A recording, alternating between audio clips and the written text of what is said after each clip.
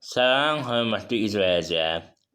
Mən hüquqşünas Zaur Seyidzadə bugünkü videoda məlumat verəcəm ki, vətəndaşlığı kimlər tezahürə və necə. Əgər kiminsə maraqlıdırsa, video sonuna qədər izləsin. Bir də xahiş edirəm, hörmətli izləyicilər, videonu bəyənin, qoy hamı bilsin. Eyni zamanda dəstək üçün də YouTube kanalına abunə olun.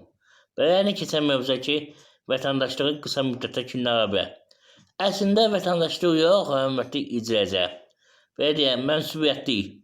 Azərbaycan Respublikasına mənsubiyyətli almalıdır. O şəxslər almalıdır ki, hörmətli izləyicilər, mənə sual verir ki, mən vaxtında Azərbaycan vətəndaşı olmuşam, anam, atam Azərbaycanlıdır, mən çıxıb gelmişəm, məsələn, xarici ölkədəyəm və yaxud Rusiyaya gelmişəm, Rusiya vətəndaşıyam, belə bir suallar verirlər vətəndaşlar mənə. Mən qeyd etmək istəyirəm ki, hörmətli vətəndaşlar, yadda saxlayın. Ana, ata Azərbaycan Respublikasının vətəndaşı olubsa, Azərbaycanda olubsa, siz də Azərbaycanda doğulmuşsunuzsa, gəldiyi zaman artıq sizə vətəndaşlıq almağa ehtiyac yoxdur. Siz Daxili İşlər Nazirliyinə, Miqrasiya xidmətinə müraciət edirsiniz, sizə şəxsiyyət vəsiqəsi verirlər ki, Azərbaycan Respublikasına mənsubsunuz. Yəni mənsubiyyətli barədə belə şəxsiyyət vəsiqəsi alırsınız.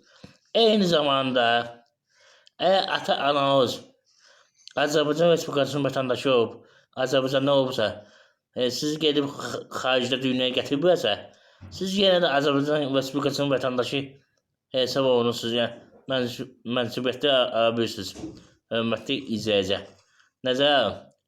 Eyni zamanda onu qeyd edin ki, Azərbaycan Respublikasının vətəndaşları gedib xaricdə evvar götürübsə, evlatlığa və Azərbaycan Respublikasına gəlibsə, o halda həmin şəxs də Azərbaycan Respublikasına mənsubiyyətli qəbul edir. Hörmətli izləyicilər, bu hamısı vətəndaşlıq haqqında qanunda qeyd olunub. Və onu da qeyd edin ki, valideynlərdən biri də Azərbaycan Respublikasının vətəndaşıdırsa, o halda da müəyyən hallarda nəzərə alınır. Hörmətli izləyicilər. Və qeyd edin ki, bundan sonra vətəndaşlıqla bağlı digər hallar var. O hallarda da məlumat verəcəm, hansı halda nə etmək lazımdır, hansı müddət işləmək lazımdır, sonra vətəndaşlıq qəbul etmək lazımdır. Prosedur qayda necədir, məlumat verəcəm. Hörmətli izləyicilər. Əgər kiməsə maraqlıdırsa, kanala abunə olsun, dediyim kimi. Eyni zamanda digər məsələ var ki, Azərbaycan Respublikasının vətəndaşı xaricə gedib, qaçqın kimi gedibsə, o halda da belə deyək, yəni vətəndaşlıq qəbul edir. Daha düzgün mənsubiyyətli. Və digər hallar var, dediyim kimi, o hallardan da məlumat verəcəm. Hörmətli izləyicilər. Dediyim kimi, kanala abunə olun. Hörmətli izləyicilər, bir məlumatın nəzərsiz çatdırmaq istəyirəm sonunda. Siz hüquqi yardım almaqla yanaşı, eyni zamanda bu kanala dəstək olmaqla mənə dəstək olmuş olursunuz. Ona görə ki, mən çalışıram ki, belə bir yer götürün, o üçün 50 olan şəxsən arabasındayam. 50 dostlarımın həmin işini satırım. Həmin də ki, belə deyək də, eyni zamanda güzəşli hüquqi yardım göstərir. Ona görə belə bir yerə ehtiyacı var. Yəni kampaniyası həyata keçirdirəm.